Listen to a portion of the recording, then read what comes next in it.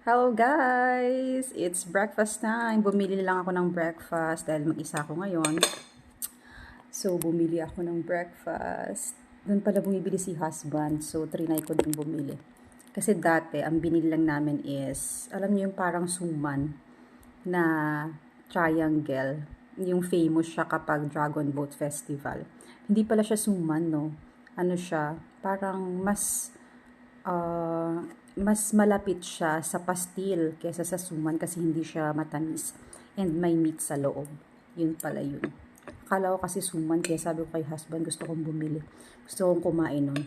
And then, hindi naman pala siya suman. Pero medyo may sarap din naman.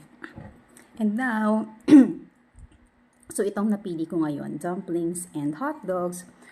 Naglagay ako ng sauce, pero hindi ko siya masyadong type. Kaya dito tayo sa UFC. Na-try ko na tong dumplings nila. So medyo okay naman siya, masarap. And yung review natin dito sa wait lang ha. I-review ko tong hot dogs nila. Ay. So, itong dumplings, okay na. Na-try ko na yan. So, itong hot dogs.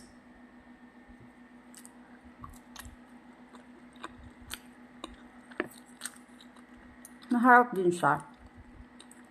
Harap din. Pero, syempre, iba pa rin yung TJ. Tender Juicy ni Alvin. Kilala niyo si Alvin. Patrimonyo. Lumang-lumang commercial, no? Siya yung Batang Alvin ang lumaki, pag kumapit ay matindi. Sa basketball, Alvin's the man. Siya'y kinikilalang kapitan. Mas masarap pa rin yan. Pero masarap din siya.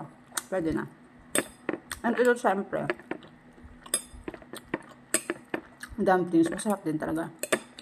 Pero, may masarap pang dumplings dun sa ibang binibilhan ni husband. Mas masarap daw dun sa may back ng bahay namin. Ito kasi sa harapan.